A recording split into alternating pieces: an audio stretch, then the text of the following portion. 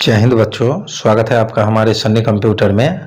आज का जो हमारा यह टेस्ट सीरीज है, टेस्ट सीरीज नंबर 21 है। ठीक है, काफ़ी महत्वपूर्ण टेस्ट सीरीज है यह आप लोग के एग्जाम के दृष्टिकोण से और आप लोग के नॉलेज के दृष्टिकोण से भी काफ़ी महत्वपूर्ण है यह टेस्ट सीरीज। अगर आप कंप्यूटर पर आधारित किसी भी तरह के एग्ज़ाम की तैयारी कर रहे हैं या कंप्यूटर पर आधारित आप लोग को इन्फॉर्मेशन चाहिए, नॉलेज चाहिए, तो आप लोग के लिए यह टेस्ट सीरीज काफ़ी महत्वपूर्ण होने वाला है। ठीक है, तो चलिए बिना देरी किए हुए हम लोग शुरू करते हैं अपने आज के इस पहले प्रश्न को। हमारा आज का पहला प्रश्न कह रहा है कि टेक्स्ट हाईलाइट करके एडिट कॉपी क्लिक करने पर क्या होगा। ठीक है, तो टेक्स्ट हाईलाइट करके एडिट कॉपी क्लिक करने पर जो है टेक्स्ट डॉक्यूमेंट से कॉपी होकर क्लिपबोर्ड पर रखा जाएगा। ठीक है, ऑप्शन 1 हमारा राइट आंसर हो जाएगा। प्रश्न संख्या 2 हमारा कह रहा है कि वर्ड में किसी शब्द पर डैश क्लिक किया जाए तो वह सिलेक्ट हो जाता है। तो वर्ड में किसी शब्द पर 2 बार क्लिक किया जाए तो वह सिलेक्ट हो जाता है। ठीक है, ऑप्शन 2 हमारा राइट आंसर हो जाएगा। प्रश्न संख्या 3 हमारा कह रहा है कि आउटपुट देखने के लिए डैश का प्रयोग किया जाता है। तो आउटपुट देखने के लिए जो है हम लोग मॉनिटर का प्रयोग करते हैं। ठीक है, ऑप्शन 1 हमारा राइट आंसर हो जाएगा। चलिए, हमारा चौथा प्रश्न कह रहा है कि CDS का आकार कैसा होता है। तो CDS का आकार जो है वह गोलाकार होता है। ठीक है, ऑप्शन 3 जो है हमारा वह राइट आंसर हो जाएगा। प्रश्न संख्या 5 हमारा कह रहा है कि DTP में निम्नलिखित में कौन से सॉफ्टवेयर सम्मिलित है। तो DTP में निम्नलिखित में से जो है वह कोरल ड्रॉ, पेज मेकर और फोटोशॉप सम्मिलित है। ठीक है, यानी ऑप्शन 4 जो है हमारा वह राइट आंसर हो जाएगा। ठीक है, चलिए आगे बढ़ते हैं हम लोग अपने छठे प्रश्न की ओर। छठा प्रश्न हमारा कह रहा है कि डायरेक्टरी के भीतर की डायरेक्टरी को डैश कहते हैं। तो डायरेक्टरी के भीतर की डायरेक्टरी को हम लोग सब डायरेक्टरी बोलते हैं। ठीक है, ऑप्शन 4 हमारा सही उत्तर हो जाएगा। प्रश्न संख्या हमारा 7 जो है वह कह रहा है कि प्रश्न संख्या 7, एक्सेल में फाइल खोलने और बंद करने के लिए किस टूल बार का प्रयोग किया जा सकता है। तो एक्सेल में फाइल खोलने और बंद करने के लिए जो है स्टैंडर्ड टूल बार का प्रयोग किया जा सकता है। ठीक है, ऑप्शन 2 हमारा राइट आंसर हो जाएगा। प्रश्न संख्या 8 हमारा कह रहा है कि यूजर और ऑपरेटिंग सिस्टम के बीच के इंटरफेस को निम्नलिखित में से कौन कंट्रोल करता है। तो यूजर और ऑपरेटिंग सिस्टम के बीच के इंटरफेस को जो है यूजर इंटरफेस कंट्रोल करता है। ठीक है, ऑप्शन 1 हमारा राइट आंसर हो जाएगा। प्रश्न संख्या हमारा 9 कह रहा है कि इंटरनेट पर प्रयुक्त कंप्यूटर लैंग्वेज कौन सी है। तो इंटरनेट पर प्रयुक्त कंप्यूटर लैंग्वेज जो है वह जावा है। ठीक है, ऑप्शन 3 हमारा राइट आंसर हो जाएगा।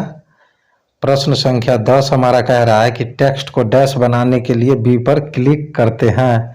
तो टेक्स्ट को बोल्ड बनाने के लिए बी पर क्लिक करते हैं। ठीक है, ऑप्शन 4 हमारा राइट आंसर हो जाएगा। प्रश्न संख्या 11 हमारा कह रहा है कि डैश तत्वों और अव्यवस्थित आंकड़ों का समूह है।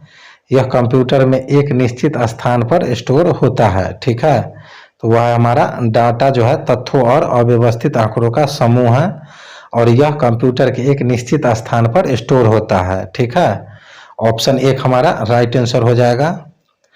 प्रश्न संख्या 12 हमारा कह रहा है कि यदि आप विंडोज 98 को विंडोज XP से बदल देते हैं तो आप वास्तव में विंडोज को अपग्रेड कर रहे हैं। ठीक है, ऑप्शन 2 जो है हमारा वह राइट आंसर हो जाएगा।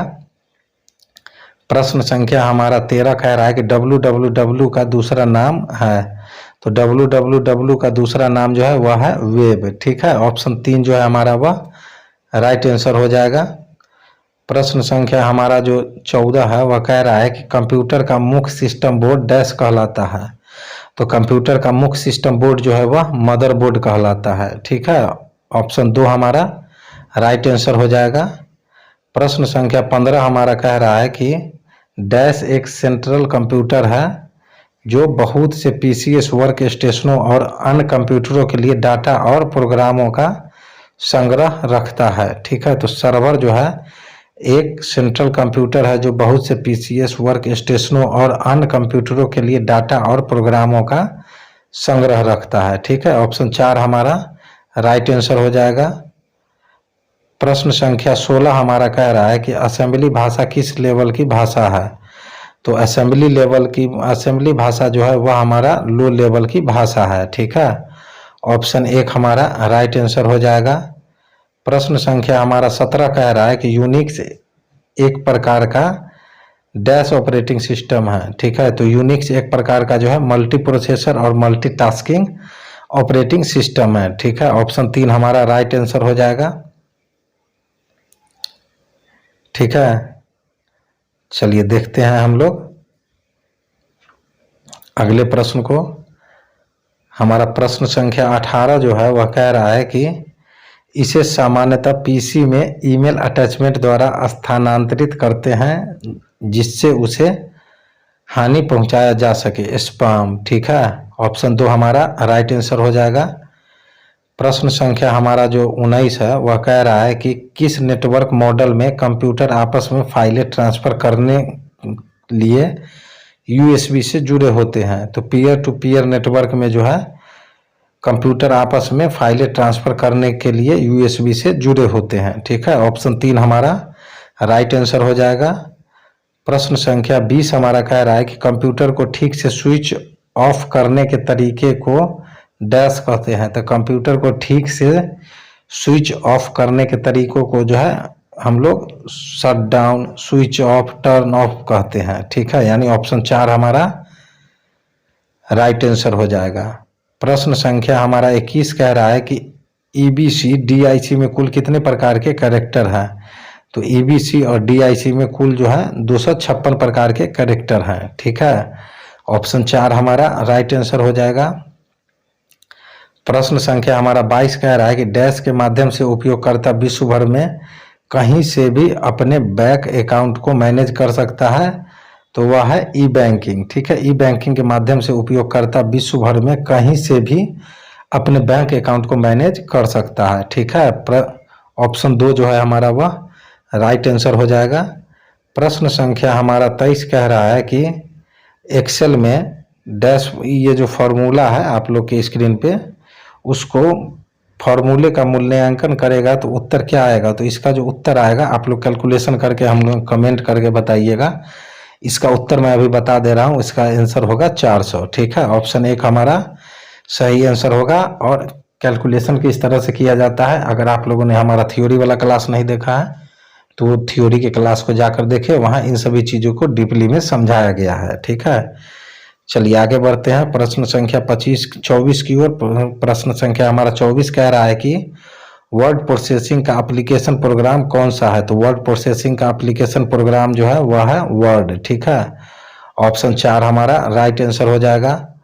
प्रश्न संख्या हमारा 25 कह रहा है कि रोम मुख्य मेमोरी का ही एक अन्य हिस्सा है, इसका पूर्ण रूप क्या है। तो रोम का पूर्ण रूप जो होता है वह है रीड ओनली मेमोरी। ठीक है, यानी इसको हम पढ़ सकते हैं, इसमें कुछ चेंज नहीं कर सकते हैं रोम में। ठीक है, ऑप्शन 2 हमारा ये राइट आंसर हो जाएगा।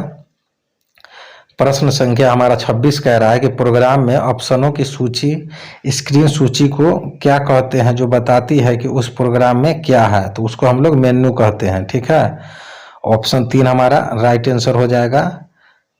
प्रश्न संख्या हमारा 27 जो है वह कह रहा है कि सेकेंडरी मेमोरी नॉन वोलाटाइल होती है, यह अस्थायी तौर पर डाटा स्टोर करने में सक्षम हो सकती है और ज़रूरत पड़ने पर डाटा सप्लाई कर सकती है, इसलिए इसे सेकेंडरी स्टोरेज मीडिया भी कहा जाता है। ठीक है, ऑप्शन 2 हमारा राइट आंसर हो जाएगा। प्रश्न संख्या हमारा 28 कह रहा है कि कंप्यूटर सिस्टम में एक्सेस प्राप्त करने के लिए प्रयुक्त कोडेड एंट्रीज को डैश कहते हैं। तो उसको हम लोग पासवर्ड कहते हैं। ठीक है, ऑप्शन 2 हमारा राइट आंसर हो जाएगा।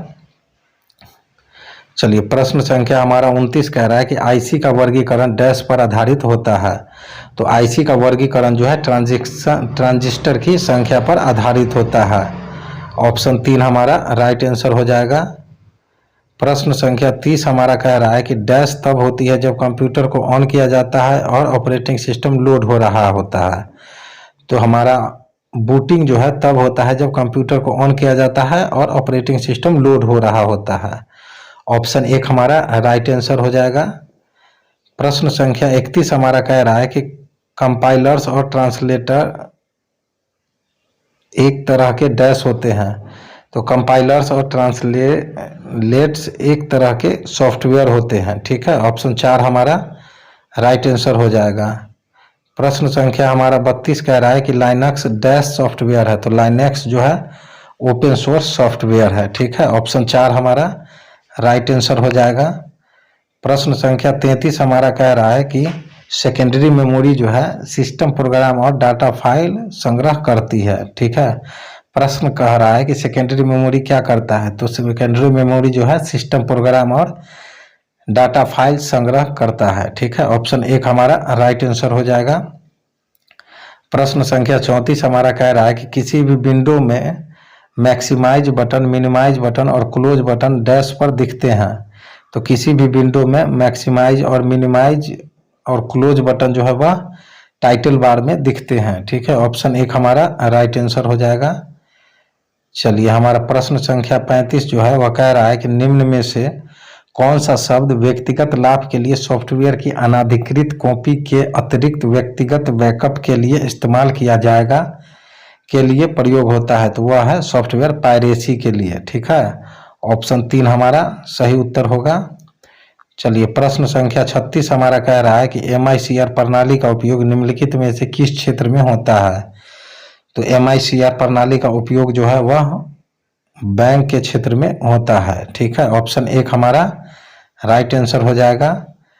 प्रश्न संख्या 37 हमारा कह रहा है कि किन कुंजियों से नंबर जल्दी टाइप किए जा सकते हैं। ठीक है, तो हमारा न्यूमेरिक कीपैड से जो है नंबर जो है जल्दी टाइप किया जा सकता है। ठीक है, ऑप्शन 3 हमारा राइट आंसर हो जाएगा। इसी तरह के प्रश्न पूछे भी जाते हैं, घुमा के हमेशा प्रश्न पूछे जाते हैं एग्जाम में। ठीक है, इसमें देखिए किन कुंजियों से नंबर जल्दी टाइप किए जा सकते हैं, सिर्फ नंबर के बारे में पूछा है। ठीक है, ऐसा नहीं है जो उसमें अल्फाबेटिकल पूछा है, सिर्फ नंबर। तो नंबर हमारा जो है वो न्यूमेरिक कीपैड से टाइप जल्दी हो जाएगा। ठीक है, चलिए आगे बढ़ते हैं। प्रश्न संख्या हमारा 38 कह रहा है कि कंप्यूटर डैश सिग्नलों के रूप में डाटा भेजते एवं प्राप्त करते हैं। तो कंप्यूटर जो है वह डिजिटल सिग्नलों के रूप में डाटा भेजते एवं प्राप्त करते हैं। ठीक है, ऑप्शन 2 हमारा राइट आंसर हो जाएगा। प्रश्न संख्या हमारा 39 कह रहा है कि बीट सेकेंड निम्न में से किसका मात्रक है। तो बीट सेकेंड जो है वह थ्रूपुट का मात्रक है। ठीक है, ऑप्शन 2 हमारा राइट आंसर हो जाएगा। प्रश्न संख्या हमारा 40 कह रहा है कि बाइट 0 और डैश के बीच किसी भी संख्या को निरूपित कर सकता है। तो बाइट 0 और 255 के बीच किसी भी संख्या को निरूपित कर सकता है। ठीक है, ऑप्शन 2 हमारा राइट आंसर हो जाएगा। प्रश्न संख्या 41 हमारा कह रहा है कि निम्नलिखित में से 192.9.200.155 किससे संबंधित है। तो यह जो है IP एड्रेस से संबंधित है। ठीक है, ऑप्शन 3 हमारा राइट आंसर हो जाएगा। प्रश्न संख्या हमारा 42 कह रहा है कि विंडोज प्लस ई शॉर्टकट निम्न में से क्या खोला जा सकता है। तो विंडोज प्लस ई से जो है माई कंप्यूटर खोल सकते हैं हम लोग, शॉर्टकट है उसका। ठीक है, ऑप्शन 1 हमारा राइट आंसर हो जाएगा। प्रश्न संख्या हमारा जो 42 है वह कह रहा है कि फ्रीवेयर अधिकांशतः कॉपीराइट सॉफ्टवेयर होते हैं। इनका एक उदाहरण गूगल टूल बार है। ठीक है, ऑप्शन 2 हमारा राइट आंसर हो जाएगा। प्रश्न संख्या हमारा 44 जो है वह कह रहा है कि पिक्सल क्या है। तो पिक्सल जो है वह स्क्रीन पर पिक्चर एलिमेंट या डॉट है। ठीक है, ऑप्शन 1 हमारा राइट आंसर हो जाएगा। प्रश्न संख्या हमारा जो है 45 वह कह रहा है कि वेब पेज डैश फॉर्मेट में सेव किए जाते हैं, तो वेब पेज जो है वह HTML फॉर्मेट में सेव किए जाते हैं। ऑप्शन 2 हमारा राइट आंसर हो जाएगा। प्रश्न संख्या हमारा 46 कह रहा है कि किसी समस्या को विभिन्न चरणों से क्रमबद्ध करके लिखने की प्रक्रिया क्या कहलाती है, तो वह हमारा एल्गोरिथम कहलाती है। ठीक है, ऑप्शन 2 हमारा राइट आंसर हो जाएगा। प्रश्न संख्या 47 हमारा कह रहा है कि आपके ईमेल अकाउंट को होस्ट करने वाले कंप्यूटर को डैश कहते हैं, तो हमारे ईमेल अकाउंट को होस्ट करने वाले कंप्यूटर को होस्ट बोला जाता है। ठीक है, ऑप्शन 1 हमारा राइट आंसर हो जाएगा। प्रश्न संख्या 48 हमारा कह रहा है कि फ्लो चार्ट का प्रारंभ तथा अंत को दर्शाने के लिए निम्न में से क्या उपयोगी होता है, तो फ्लो चार्ट का प्रारंभ तथा अंत को दर्शाने के लिए जो है वह टर्मिनल उपयोगी होता है। ठीक है, ऑप्शन 3 हमारा राइट आंसर हो जाएगा। प्रश्न संख्या 49 हमारा कह रहा है कि पेज मेकर किस प्रकार का सॉफ्टवेयर है, तो पेज मेकर जो है हमारा वह DTP सॉफ्टवेयर है। ठीक है, ऑप्शन 3 हमारा राइट आंसर हो जाएगा। और प्रश्न संख्या 50 हमारा कह रहा है कि उच्च स्तरीय भाषा में सर्वप्रथम कंपाइल्ड प्रकृति की भाषा कौन सी है, तो उच्च स्तरीय भाषा में सर्वप्रथम कंपाइल्ड प्रकृति की भाषा जो है वह है फोर्ट्रॉन। ठीक है, यानी ऑप्शन 1 हमारा राइट आंसर हो जाएगा। तो बच्चों ये थे हमारे आज के कुछ महत्वपूर्ण प्रश्न जो कि आप लोग के एग्जाम के दृष्टिकोण से, नॉलेज के दृष्टिकोण से और इन्फॉर्मेशन के दृष्टिकोण से काफ़ी महत्वपूर्ण होने वाले हैं। ठीक है, इन सभी प्रश्नों का हम लोगों ने ऑपरेशन करके देख लिया। सारे प्रश्न आप लोग के एग्जाम के दृष्टिकोण से महत्वपूर्ण है, इसलिए आप लोग इनकी एक बार में समझ ना आए तो बार बार प्रैक्टिस करके समझने का कोशिश करेंगे। ठीक है, तो चलिए इसी के साथ मिलते हैं हम लोग अपने अगले वीडियो में नए टॉपिक के साथ, नए प्रश्नों के साथ, नए इन्फॉर्मेशन के साथ। तब तक के लिए जय हिंद, जय भारत।